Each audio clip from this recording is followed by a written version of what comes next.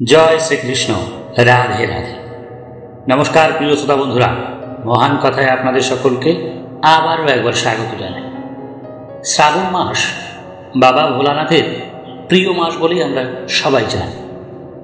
এই মাসে যে বা যারা প্রত্যেক সোমবার বাবার মাথায় জল ঢেলে নিষ্ঠা ভরে তার পুজো পাঠ করে, শিবের নাম কীর্তন গুণগান করে এবং মহাদেবের কথা কাহিনী মন দিয়ে শোনে, সেই সমস্ত মানুষের সব মনের আশা আকাঙ্ক্ষা পূর্ণ করেন মহাদেব। আর সেই জন্য আজকের এই ভিডিওতে সবার জন্য নিয়ে এসেছি বাবা ভোলানাথের এক অপূর্ব কথা কাহিনী। সেটাই আপনাদের শোনাব, যেখানে শিব ঠাকুর বলছেন যে যদি গরিব জীবন থেকে মুক্তি পেতে হয় আর ধনী থেকে কখনো গরিব হতে না হয়, তবে জীবনে তিনটি কথা কাউকে কখনোই বলা উচিত নয়। সে আপনার যতই বড় আপন হোক না কেন, নিজের মানুষ হোক না কেন, মরে গেলেও বলবেন না। বলেছেন তো আপনি গরিব হয়েই থেকে যাবেন, আর ধনী হতে পারবেন না। আর যদি ধনী থাকেন তাহলে সহজেই গরিব হয়ে যেতে পারেন। তাই আপনি যদি ধনী হতে চান বা যদি গরিব না হয়ে বাঁচতে চান, তবে এই কাহিনীটি মন দিয়ে সম্পূর্ণ শুনুন। আর যে তিনটি কথা ভগবান শিব মরে গেলেও বলতে মানা করছেন, সেটা বিশ্বাসের সঙ্গে পালন করুন, মেনে চলুন। দেখবেন ভোলানাথ আপনার সব মনের আশা পূর্ণ করেছেন। আমার মনে হয় এই পৃথিবীতে বেশিরভাগ মানুষই ধনী হতে চায়। প্রায় সবই বললেই চলে, কেউ গরিব হয়ে থাকতেই চায় না। আপনি যদি সেটাই চান, তবে চলুন সবাই মিলে শুনি সেই ভগবান শিবের অপূর্ব কাহিনী কথা। আর একটা কথা, ভগবান ভোলানাথকে বা শিবকে অনাদর না করে অবশ্যই কমেন্ট করুন জয় শিব শম্ভু। মহাদেব আপনার মঙ্গল করবেন। একবার মাতা পার্বতী এবং ভোলানাথ কৈলাসে বসে কথা বলছিলেন। সেই কথার মধ্যেই উঠে আসে পৃথিবীবাসীর কথা। সেখানে মাতা পার্বতী মহাদেবকে জিজ্ঞাসা করলেন, হে প্রভু, ধনী মানুষ কেন গরিব হয়ে যায় আর গরিব কেন গরিবই থাকে? মহাদেব বললেন, এর জন্য মানুষই দায়ী। তারা জানে না কাকে কোন কথা বলতে নেই। আজ আমি তোমার মাধ্যমে সবাইকে বলব যে মরে গেলেও তিনটি কথা কাউকে বলতে নেই। বিশেষ করে এমন মানুষ আছে, তাদের তো কখনোই ওই কথাগুলো বলতে নেই। পার্বতী বললেন, কি কথা প্রভু, আর কাকে বলতে নেই সেটা যদি আমায় বলেন। মহাদেব বলেন, অবশ্যই বলব। এই কথা যারা মন দিয়ে শুনে মেনে চলবে, তারা কখনোই গরিব থাকবে না। তো বন্ধুরা, কথাগুলো শেষ পর্যন্ত শুনতে হবে, অর্ধেক শুনলে কিছুই বোঝা যাবে না। এরপর মহাদেব বললেন, হে পার্বতী, এর জন্য তোমায় একটি কাহিনী শোনাচ্ছি, মন দিয়ে শোনো, তবেই বুঝতে পারবে কোন তিনটি কথা কারো সঙ্গে বলতে নেই। এরপর শিব ঠাকুর কাহিনী বলতে শুরু করলেন। এক নগরে এক ধনী শেঠ তার পরিবার নিয়ে বাস করত। শেঠ বড় ব্যবসায়ী ছিল। শেঠ ছিল সৎ প্রকৃতির মানুষ। কোনো সাধু মহাজন দেখলে তাকে যতটা পারত সেবা যত্ন করত। একদিন সে দেখতে পেল তার বাড়ির থেকে একটু দূরে এক সন্ন্যাসী একটি গাছের তলায় বসে ধ্যান করছে। শেঠ তার কাছে গিয়ে প্রণাম করে বলল, হে সন্ন্যাসী মহারাজ, আপনি এখানে কতদিন ধরে আছেন? সন্ন্যাসী বললেন, কেন বাবা, তোমার কি কোনো অসুবিধা হচ্ছে আমি এখানে থাকলে? শেঠ বলল, না না, আমার কেন অসুবিধা হবে? আমি এই পথ দিয়ে রোজ যাই কিনা, কিন্তু আগে তো আপনাকে দেখিনি, তাই। সন্ন্যাসী বললেন, ও আচ্ছা, কিন্তু বাবা, আমি তো এখানে বহুদিন থেকে আছি। তুমি বোধহয় কাজের ব্যস্ততায় আমায় দেখতে পাওনি। শেঠ বলল, তা হবে হয়তো। শেঠ আবার বলল, হে সন্ন্যাসী ঠাকুর, তাহলে আমায় ক্ষমা করে দিয়ে আমার একটা অনুরোধ স্বীকার করুন। সন্ন্যাসী বললেন, কি অনুরোধ? শেঠ বলল, আজ থেকে আপনার যাবতীয় খরচ আমি বহন করব, আপনার থাকা খাওয়া পোশাক সব কিছুই। সন্ন্যাসী একটু হেসে বললেন, বেশ, এটাই যদি আমার গোবিন্দের ইচ্ছা হয় তবে তাই হোক, তবে আমি এই গাছতলাতেই থাকব। এরপর থেকে ওই শেঠ ওই সন্ন্যাসী সব দেখাশোনা করতে লাগলো মন দিয়ে। একদিন শেঠের স্ত্রী শেঠকে জিজ্ঞাসা করলো, হ্যাঁ গো, একটা কথা তোমায় জিজ্ঞাসা করবো, বলবে? শেঠ বলল, হ্যাঁ, কেন বলবো না? স্ত্রী বলল, আচ্ছা, আমরা যে এত ধনী মানুষ, সেটা কি করে, মানে তুমি কিসের ব্যবসা করো সেটা আমায় একবার বলবে? শেঠ বলল, ব্যবসার কথা তুমি কি বুঝবে? শেঠের স্ত্রী বলল, কেন বুঝবো না? আমি ব্যবসায়ের স্ত্রী, তো সব বুঝবো, তুমি বলো আমায়। অজ্ঞতা শেঠ তার স্ত্রীকে বলল, শোন, এই কথা কাউকে বলবে না, ব্যবসার কথা কাউকে বলতে নেই। স্ত্রী বলল, মাথা খারাপ নাকি আমার, আমি কাউকে বলব না। শেঠ তখন বলল, শোনো, আমি চম্বলপুর থেকে কম দামে কাপড় কিনে এনে বেশি দামে বিক্রি করে মুনাফা লাভ করি। এই ব্যবসার কথা আমাদের নগরের খুব কম লোকই জানে বা করে, তাই তো আমাদের এত লাভ। স্ত্রী বলল, ও আচ্ছা, বুঝেছি, তোমার অনেক বুদ্ধি, খুব ভালো। এর কয়েকদিন পরেই শেঠের স্ত্রী আশেপাশের কিছু বাড়ির স্ত্রী লোকেদের সাথে গল্প করছিল। এই গল্পের আসরে শেঠের স্ত্রী আসবার আগে বাকি সবাই মিলে একটি ফন্দি করল। তারা নিজেরা ঠিক করল, আজ যেভাবেই হোক ওই শেঠের ব্যবসার গোপন রহস্য তারা জানবে। কি করে এত তাড়াতাড়ি এই শেঠ ধনী হল? যেমনটা আমাদের জীবনে আজকাল হয়েই থাকে, কেউ যদি একটু ভালো থাকে, একটু অর্থ তৈরি করতে পারে, একটু স্বাচ্ছন্দ্যে চলতে থাকে, তবে তার পাশের বাড়ির মানুষেরা সহ্য করতে পারে না। তারা সবসময় ভাবতে থাকে কিভাবে তাকে ওখান থেকে টেনে নামানো যায়। ঠিক সেই রকমই ফন্দি করল শেঠের বাড়ির পাশের স্ত্রী লোকেরা। তারা ঠিক করল যে শেঠের গোপন রহস্য তারা আজ জানবে। কি করে এত তাড়াতাড়ি শেঠ ধনী হল, কি ব্যবসা করে, কেমন করে করে, সবটাই তারা জানবে শেঠের স্ত্রীর কাছ থেকে। তাই আসর শুরু হতেই সেখানে থাকা একজন স্ত্রী শেঠের স্ত্রীকে বলল, সত্যি ভাই, তোমার স্বামী অনেক ভালো ব্যবসা করে, তা না হলে এত তাড়াতাড়ি কেউ ধনী হতে পারে নাকি? এই কথা শোনার পর শেঠের স্ত্রীর মন গর্বে ভরে উঠল এবং মনে মনে ভাবল, আমার স্বামীর যে এত বুদ্ধি, সেটা যদি সবাই না জানে তাহলে কি করে হয়?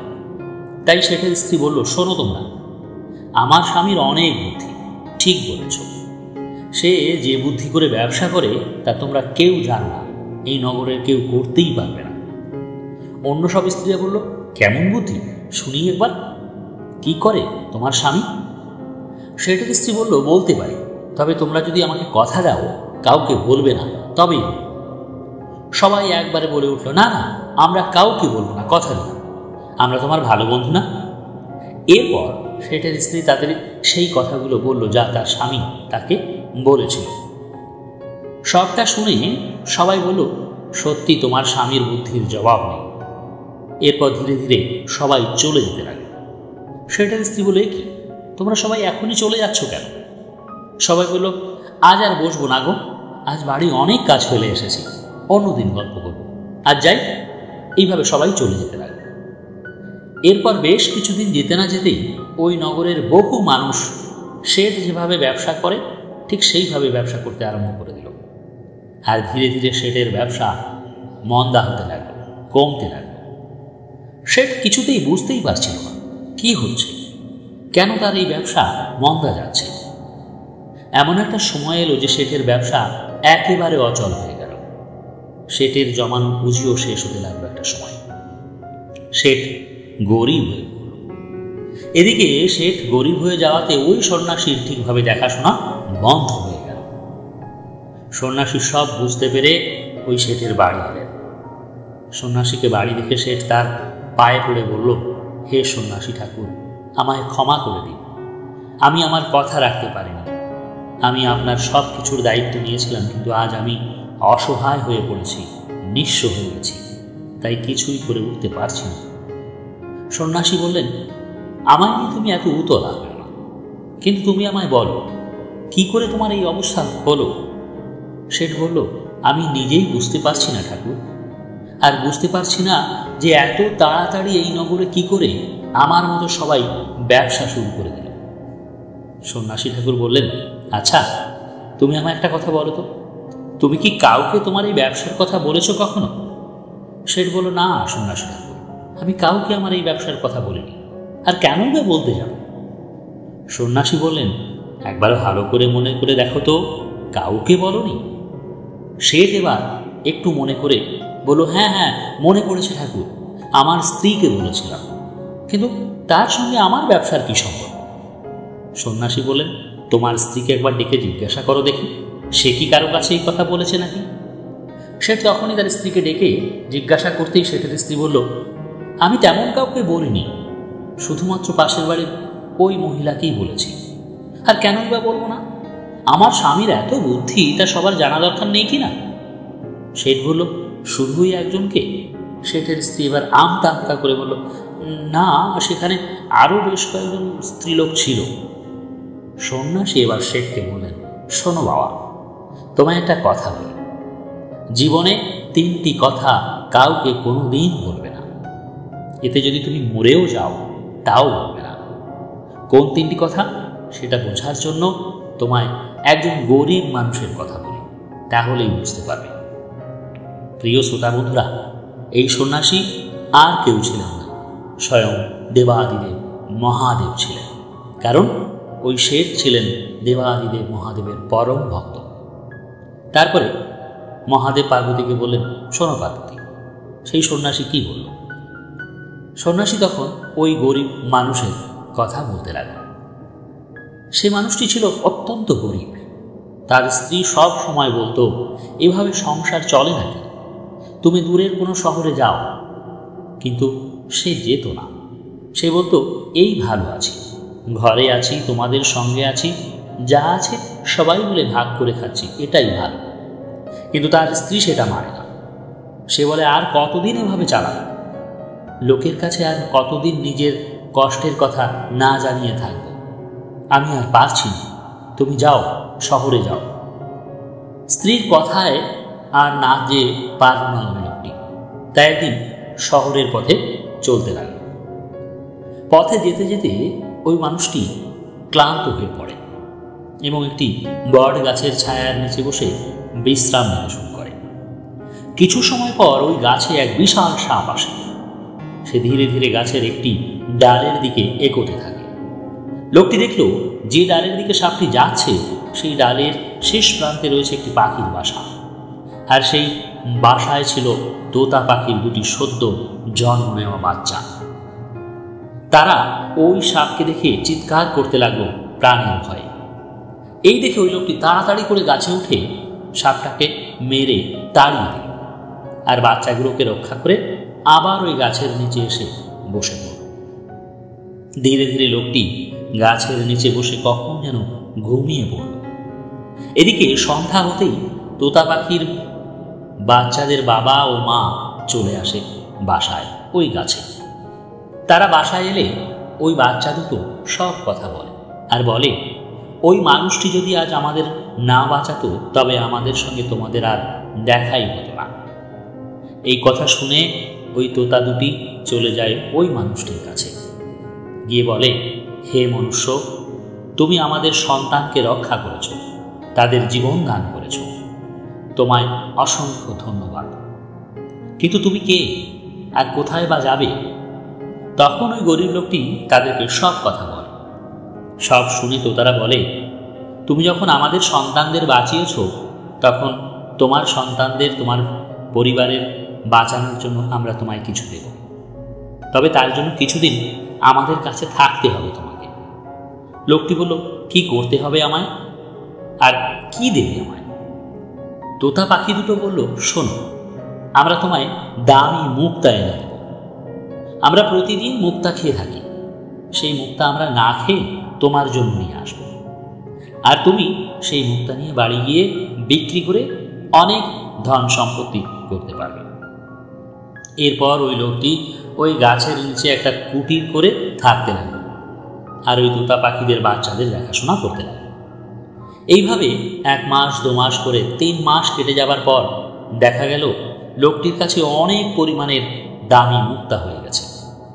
আর এদিকে পাখিদের বাচ্চারা ততদিনে উড়তে শিখে গেছে। তাই তোতা বলল, হে মনুষ্য, এবার তুমি তোমার বাড়ি ফিরে যাও। তোমার আর কোনো গরিবই থাকবে না, গরিবের জীবন থেকে তুমি মুক্তি পাবে। কিন্তু শোনো, এই কথা কাউকে বলো না। এরপর ওই লোকটি সেই মুক্তা নিয়ে বাড়ি চলে আসে। এসে সেই মুক্তা বাজারে বিক্রি করে অনেক ধনী হয়ে যায়। একদিন ওই লোকটির স্ত্রী তাকে জিজ্ঞাসা করে বলল, আচ্ছা, তুমি কোথায় ছিলে, কি করছিলে যে এত মুক্তা পেয়েছিলে? লোকটি বলল, সে কথা জেনে তোমার কি কাজ? তোমায় তো আর গরিবের জীবন নিয়ে বাঁচতে হবে না, এত চিন্তা করতে হবে না। যেটা তুমি চেয়েছিলে সেটা তো তুমি পেয়েছো, তাই ওসব নিয়ে তোমায় ভাবতে হবে না। কিন্তু স্ত্রী মানুষ নাছোড়বান্দা, সে জেনেই ছাড়বে। তাই সে তার সেরা অস্ত্র দিয়ে কুপঘাত করল লোকটিকে। কান্নাকাটি করে বলল, আমি বাপের বাড়ি চলে যাব যদি না তুমি বলো। আরও যা যা আছে সব কিছু দিয়ে তাকে বলতে বাধ্য করালো। আর কি করা, অজ্ঞতা। লোকটি সব কথা খুলে বলল তার স্ত্রীকে। বলল, সে একদিন এক তোতা পাখির বাচ্চাদের দেখাশোনা করেছে, আর তারা তাকে এই সব মুক্তা দিয়েছে। এই কথা কাউকে বলতে বারণ করেছে তারা, কিন্তু আজ তোমায় বলে ফেললাম, জানি না কি হবে ভবিষ্যতে। লোকটির স্ত্রী বলল, আমি তোমার স্ত্রী, আমায় বললে কি হবে? কিছুই হবে না, তুমি চিন্তা করো না, আমি না তোমার আপনজন? এরপর বেশ কয়েকদিন পার হয়ে যায়। একদিন ওই রাজ্যের রাজার বেশ ভারী রকমের এক অসুখ ধরা পড়ে। রাজবৈদ্য অনেক দেখে শুনে বললেন, এই রোগ থেকে রাজাকে ভালো করতে গেলে একটা বাচ্চা তোতা পাখির মাংস রাজাকে খাওয়াতে হবে। সঙ্গে সঙ্গে রাজা আদেশ দিলেন একটি বাচ্চা তোতা পাখি ধরে আনতে, কিন্তু কেউ সেটা করতে পারল না। তাই রাজা সারা রাজ্যে খবর ছড়িয়ে দিলেন যে রাজার জন্য যে একটি বাচ্চা তোতা পাখি ধরে এনে দেবে তাকে 1000 স্বর্ণ মুদ্রা দেওয়া হবে। কারণ রাজার ভীষণ অসুখ করেছে, সেই অসুখ থেকে বাঁচাতে গেলে একটি তোতা পাখির মাংস খেতে দিতে হবে। এই খবর সব দিকে ছড়িয়ে দেওয়া হলো, কিন্তু কেউ সেটা করতে পারল না। এদিকে একদিন গ্রামের বেশ কয়েকজন মহিলা একসঙ্গে বসে গল্প গুজব করছিল। সেখানে কথা ওঠে যে রাজা বোধ হয় আর বাঁচবে না। ওই গরিব লোকটির বউ, যে আজ আর গরিব নেই, সে বলল, কেন, কি হয়েছে রাজা? সবাই বলল, কেন, তুমি শোনোনি? রাজার ভীষণ অসুখ করেছে, আর সেই অসুখ থেকে ভালো করতে গেলে একটা তোতা পাখির বাচ্চার মাংস খেতে দিতে হবে, কিন্তু সেটা কেউ এনে দিতে পারছে না। আর তাই রাজা ঘোষণা করেছে যে এই কাজটা যে করে দিতে পারবে তাকে 1000 স্বর্ণ মুদ্রা দান করবে। এই কথা শুনে ওই স্ত্রীটি বলল, এই কথা, এটা কোনো ব্যাপারই না। আমার স্বামী তো 3 মাস এক তোতা পাখির কাছে কাজ করেছে, তাদের বাচ্চাদের দেখাশোনা করেছে, পাহারা দিয়েছে। আমার স্বামীকে বললে সে নিশ্চয়ই পারবে। সবাই বলল, তাই করো। এরপর ওই বউটি বাড়ি গিয়ে লোকটিকে সব বলে, আর বলে, এটা করতে পারলে অনেক সোনার মুদ্রা পাওয়া যাবে, আমাদের অনেক টাকা হবে। লোকটি বলল, আমি শুনেছি, কিন্তু এটা আমি করতে পারবো না, কারণ আমি যাদের প্রাণ বাঁচিয়েছি আর যারা আমাদের বাঁচিয়েছে, আমাদের গরিবের জীবন থেকে মুক্তি দিয়েছে, আমি তাদের কোনো ক্ষতি করতে পারবো না। কিন্তু এই কথা রাজার কানে পৌঁছে যায় যে এমন একজন লোক আছে, সে পারে এটা করতে। সঙ্গে সঙ্গে রাজার পেয়াদা এসে লোকটিকে ধরে নিয়ে যায় রাজদরবারে। সেখানে গিয়ে তাকে বলে, যদি সে এটা না করে তবে তার পরিবারের কাউকে বাঁচিয়ে রাখা হবে না, সবাইকে মৃত্যুদণ্ড দেওয়া হবে। এই কথার পর লোকটিকে ছেড়ে দেয়। লোকটি বাড়ি চলে আসে, এসে তার স্ত্রীকে বলে, দেখেছ তুমি আজ কি করেছ? আজ তোমার জন্য আমাদের সবাইকে মরতে হবে, আর না হয় যে আমাদের বাঁচালো তাকে মারতে হবে। লোকটি এবার ধর্ম সংকটে পড়ে যায়। কি করবে সে এখন, কি করা দরকার বুঝতেই পারছে না। এই পর্যন্ত বলে শিব ঠাকুর বলা বন্ধ করে দিলেন। বাবা ভোলানাথ পার্বতীকে বললেন, শোনো পার্বতী, জীবনে এই 4টি কথা কাউকে বলবে না। 1, তুমি জীবনে কিভাবে সফল হয়েছ তার গোপন রহস্য কি সেটা কাউকে বলবে না, কাউকে বলা উচিত না। 2, তোমার ঘরে কত সম্পত্তি অর্জন করেছ, তোমার কত সম্পত্তি হয়েছে, এই কথা কাউকে বলবে না। যদি বলেছ তো তোমার ঘরে শত্রুর হানা হতে পারে, তুমি বিপদে পড়তে পারো। আর 3, নিজের অক্ষমতা বা নিজের দুর্বলতা কাউকে জানাবে না। যত দুঃখ কষ্ট আসুক না কেন বাইরের কাউকে জানাবে না, তাহলে বাইরের মানুষ তোমার সেই দুর্বল জায়গায় আঘাত করে তোমায় আরও বিপদে ফেলতে পারে, সে যতই নিজের বা আপন লোক হোক না কেন। আর বাড়ির স্ত্রী লোকের কাছে কোনোদিন কোনো গোপন কথা কখনোই জানানো উচিত না, কারণ স্ত্রী লোকেদের পেটে কোনোদিন কোনো কথা বেশি দিন গোপন থাকে না। যেভাবেই হোক সেটাকে বাইরের লোকের কাছে বলবেই। তো প্রিয় শ্রোতা বন্ধুরা, আপনাদের কাছে এই গল্পের শেষটুকু জানতে চাই, কি করা উচিত ওই লোকটির, যে তাদেরকে গরিবের জীবন থেকে মুক্তি দিয়েছে তাদের মারা উচিত না মারা উচিত নয়? কমেন্ট করে অবশ্যই জানাবেন। তো আজ এই পর্যন্ত, কথা হবে অন্য কোনো দিন অন্য কোনো ভিডিওতে। ততক্ষণ সবাই ভালো থাকবেন, সুস্থ থাকবেন, আনন্দে থাকবেন। তো বলুন, জয় জগৎগুরু শ্রী শ্রী কাশী কৃষ্ণের জয়, জয় সদ্গুরু শ্রীমৎ স্বামী নিত্যানন্দ গিরি মহারাজের জয়, জয় শ্রীকৃষ্ণের জয়, জয় শিব শম্ভু।